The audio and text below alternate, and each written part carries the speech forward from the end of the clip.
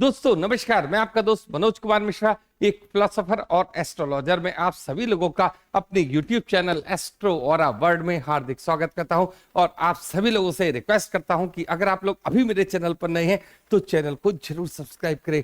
आज हम लोग चर्चा करेंगे कर्क लग्न वालों का अक्टूबर 2024 का महीना गोचर के हिसाब से किस प्रकार की ऊर्जा लेकर आ रहा है। तो देखिए, सबसे पहले अगर आपकी जन्म कुंडली में यह 4 का अंक लिखा है तो ये कुंडली कहलाएगी कर्क लग्न का कुंडली। तो अगर आप लोगों ने मेरी वो वीडियो की जानिए कर्क लग्न वाले लोग कैसे होते हैं अब तक नहीं देखी है तो आई बटन पर क्लिक करके आप वो वीडियो अवश्य देख सकते हैं। इस पूरे ये जो पूरा महीना है ये हमारे त्योहारों का, फेस्टिवल्स का महीना है।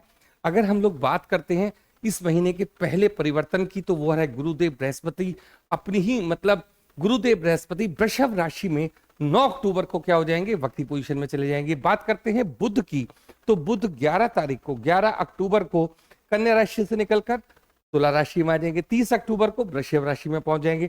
बात करते हैं सूर्य की तो सूर्य 17 अक्टूबर को तुला राशि में आ जाएंगे। और मंगल की अगर हम लोग चर्चा करते हैं तो मंगल 21 अक्टूबर को कर्क राशि में आ जाएंगे। अब राहु मीन राशि में गोचर करते रहेंगे, वक्री पोजीशन में होते ही है, और केतु कन्या राशि में गोचर करते रहेंगे। बात कर लेते हैं शनि की, जो आपके 8वें भाव में चल रहे हैं और अपनी ही राशि कुंभ राशि में गोचर कर रहे हैं। और ये इस समय कैसी पोजीशन में, वक्री पोजीशन में गोचर करते रहेंगे। अब बात करते हैं हम लोग उस चीज की, पहले हमारे कौन है लग्नेश, कौन है चंद्रमा। इस समय जो चंद्रमा पहले ही दिन आपको क्या होगा, चंद्रमा हमारे सेकंड हाउस में होगा। तो मतलब कहने का ये है आपको पहले दिन से ही पैसा आना शुरू हो जाएगा। तो ये महीना आपके लिए जो शुरुआती मतलब किस तरीके का जाएगा, पैसे की तुरंत प्राप्ति कराने के लिए जाएगा। आप इन्वेस्टमेंट की सोचोगे कि मैं उसको इन्वेस्ट कहाँ करूं। तो टोटल ओवरऑल आपका संबंध सेकंड हाउस से बन रहा है पहले ही दिन। तो ये एक बहुत अच्छा आपके लिए है। जो महीने की शुरुआत है वो पैसे को लेकर हो रही है। जो आपकी आर्थिक चिंताएं थी वो दूर कर रहा है इस समय ये अक्टूबर का महीना। बात करते हैं आपके दूसरे हाउस की मालिक कौन है, सूर्य बैठे कहां पर है, थर्ड हाउस में। किसके साथ बैठे हैं, केतु की और बुध के साथ बैठे। देखिए, जब भी सेकंड हाउस का संबंध हमारा थर्ड हाउस से बनता है तो उसमें क्या है कि इस समय हमारा जो पूरा सिस्टम है पराक्रम से जुड़ जाएगा। तीसरा हाउस हमारे पराक्रम का होता है, सेकंड हाउस हमारा पैसे को अर्न करने का होता है, जमा करने का होता है। दूसरी बात, जब इसका मालिक तीसरे हाउस में है तो आपका पूरा ध्यान किस तरफ जाएगा, ज्यादा मेहनत करके तुरंत पैसा कमाने के लिए, ऑनलाइन बिजनेस करने के लिए, हर तरीके की वो पैतरे आप इस्तेमाल करोगे जिससे आपके अकाउंट में ज्यादा से ज्यादा पैसा आएगा। थर्ड हाउस की बात करते हैं, पराक्रम का हाउस है। मेहनत इस कदर, मतलब आप ये समझिए कि आपको मेहनत किस तरीके से करनी है, बिल्कुल जैसे शुरू से लेके आखिर तक पूरा जो अक्टूबर का महीना जाएगा आप अपने श्रम में कोई भी कमी नहीं करोगे। आप पूरे महीने इस चीज को नोट कीजिएगा। अगर आप बिजनेस में हैं तो बहुत अच्छा पैसा बनेगा आपका। कब, जब आप अच्छे परिश्रम में जाओगे। परिश्रम इसलिए क्योंकि थर्ड हाउस में सूर्य गोचर कर रहे हैं सेकंड हाउस के मालिक होने के कारण। अब यह केतु और बुध का कॉम्बिनेशन भी है। देखिए, हमारी कुंडली में मतलब कर्क में बुध को बहुत अच्छा ग्रह नहीं माना था, लेकिन यहां पर जो पोजीशन है वो किस तरीके की बनी हुई है कि आपको थोड़ा सा, जैसे बुध की एक सबसे बड़ी बात क्या होती है कि जब वो किसी से बात करता है तो वो हंसी मजाक इस तरीके का कर देता है कि सामने वाले को बुरा लग जाता है। तो ये थर्ड हाउस किस चीज का है, आस पड़ोस का हाउस भी है। तो किसी की भी आप कोशिश कीजिए हंसी नहीं उड़ाएंगे। मतलब कोई भी ऐसी घटना हो जाए कि आप पता चले सामने वाले से ऐसे बोल दो, अरे आप ऐसे करते तो ऐसे होते, वैसे तो बहुत समझदार बनते हैं आप। तो ये जो आप कह दोगे ना तो ये उनके मतलब जैसे दिल पे एकदम चोट लग जाती है ना किसी की शब्दों की, तो ये एक कंडीशन थोड़ी सी बनी रहेगी। तो मेरी आपसे केवल इतनी सी रिक्वेस्ट है कि आप किसी के भी ऊपर इस तरीके का व्यंग्यात्मक कमेंट बिल्कुल भी ना करें जिससे कि उसको बुरा लग जाए। अब थर्ड हाउस में जब ये चीज बुध और सूर्य का कॉम्बिनेशन बने, आपको प्रेरित कर रहा है आपके बिजनेस की ओर, सर्विस की ओर, मतलब कुल मिलाकर पैसा कमाने की तरफ आपको प्रेरित करता है। अब हम लोग बात करते हैं बहुत ही बढ़िया जो गोचर इस समय आपके लिए है, वो शुक्र का 7th हाउस में आना, अपने ही घर में आना। शुक्र की दृष्टि कहां पड़ रही है, 10th हाउस में पड़ रही है। दूसरी बात मैं आपसे ये कहना चाहूंगा, शुक्र हमारे मतलब वैभव है, लक्ष्मी है। और अगर इस पूरे महीने, मैंने आपसे बोला कि आप इस महीने पैसा भी खूब कमाओगे और उसको खर्च भी करोगे। वो क्यों कहा मैंने आपसे इसके पीछे रीजन ये है कि इस महीने आपको कोई ना कोई नई गाड़ी की बात समझ में आएगी कि मैं ये गाड़ी खरीद लूं, या अपने घर को बहुत सुंदर बनाने की तरफ आप पैसा खर्च करोगे। क्यों? शुक्र हमारे कहां पर आए हुए? अपने घर में। लेकिन फोर्थ हाउस किस चीज का है? भौतिक सुख साधनों का। तो हर प्रकार के भौतिक सुख साधन आप एकत्र करना शुरू कर दोगे। आपके पास पैसा भी होगा, बुद्धि भी होगी, और जो चीज आप खरीदना चाहते हो वो खरीदोगे भी। तो ये एक बहुत अच्छा कॉम्बिनेशन बना हुआ है। साथ में मैं आपसे ये भी कहूंगा, शुक्र की दृष्टि कहां जा रही है? 10th हाउस में जा रही है। तो इसका ये भी मतलब होता है कि जहां पर भी आप बिजनेस करते हो या कहीं जॉब करते हो, तो अगर आप किसी से मतलब थोड़ा प्रेम संबंध में जा रहे हैं आप, तो वो सेक्टर कौन सा होगा? 10th हाउस होगा। मतलब जिस जगह शुक्र की दृष्टि जा रही है इस समय, तो आपको वहां पर कोई ना कोई पसंद आएगा। अगर आप अपने दिल की बात उससे कहना चाहते हैं तो आपके लिए ये बहुत उपयुक्त समय कब तक है? 14 अक्टूबर तक आप ये कार्य कर सकते हैं।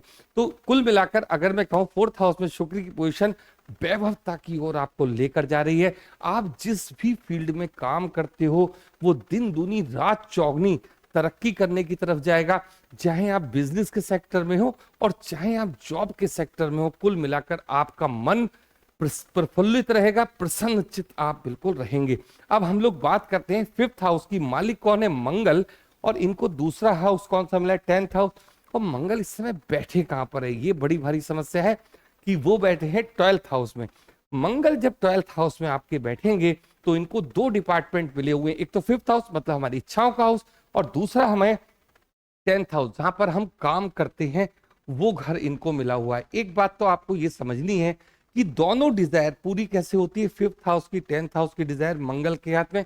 मतलब कुछ ना कुछ खर्च करिए, अपने बच्चों के ऊपर आप खर्च करिए, अपनी इच्छाओं के ऊपर आप खर्च कीजिए, तो आपका काम चलता है। अगर हम मंगल की दृष्टि की बात करते हैं तो इनकी दृष्टि पड़ती है 6ठे हाउस पे। तो रोग ऋण शत्रु से पूरे महीने आपको निजात मिली रहेगी। दूसरी बात एक और मैं आपसे जो खास है, जिन कर्क लग्न वालों को अभी जॉब नहीं मिली है उनकी भी जॉब 21 तारीख तक लगने की पूरी संभावना बनी रहेगी। अब हम लोग बात करते हैं 6 हाउस की। 6 हाउस में मंगल की दृष्टि, जॉब के बारे में मैंने आपको बताया, रोग ऋण शत्रु को भी दबा देगा मंगल की ये दृष्टि है। लेकिन कुल मिलाकर आपको जो आपके नीचे काम करने वाले लोग हैं उनके साथ थोड़ा जो वाणी का संबंध है ना, जैसे मंगल के अंदर क्या है? क्रोध, तो उसको करने से थोड़ा बचना है। बात कर लेते हैं हम आपके 7th हाउस की। मालिक कौन है? शनि। बैठे कहां पर है? 8th हाउस में बैठे हैं। अब इस जगह पर अगर हम देखते हैं 7th हाउस में किसकी दृष्टि आ रही? गुरुदेव बृहस्पति की दृष्टि आ रही है। तो ये एक अच्छा कॉम्बिनेशन बना के देंगे। लेकिन यहाँ पर मंगल की भी दृष्टि आ रही है, 8वीं दृष्टि। तो कुल मिलाकर जो वैवाहिक जीवन, जो हमारे स्पाउस के साथ संबंध है, मिला जुला सा रहेगा। कहीं आपने कुछ ज्यादा तेजी से बातचीत कर ली तो क्या होगा? झगड़ा होने की संभावना। और जो लोग इस समय जैसे मान लीजिए कि किसी लोगों का आपस में विवाद चल रहा है, तो वो अभी सुलझने का कोई नाम नहीं लेगा। कब तक नहीं लेगा? जब तक शनि 8th हाउस में चलते रहेंगे। 8th हाउस की चर्चा करते हैं तो शनि बैठे हैं 8th हाउस में। देखिए, वैवाहिक संबंध तो खराब कराते हैं, इसमें कोई दो राय नहीं। लेकिन एक चीज का फायदा, दूसरे का नुकसान और आपका फायदा। ये महीना आपके लिए इस तरीके का रहेगा कि किसी व्यक्ति का जो नुकसान है वो होगा, लेकिन आपको उसके नुकसान से फायदा होगा। इसलिए मैंने आपको दो बातें बताई इस पूरे महीने में ध्यान रखने की। एक तो ये कि किसी की हंसी नहीं उड़ानी है।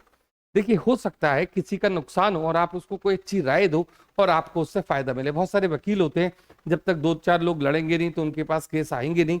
लेकिन इसका ये मतलब नहीं है कि वो वकील ये कह दे साहब मतलब कुछ इस तरीके का व्यंग्यात्मक वाणी वो का प्रयोग ना करे, नहीं तो क्या होता है क्लाइंट को बुरी लग जाती है बात।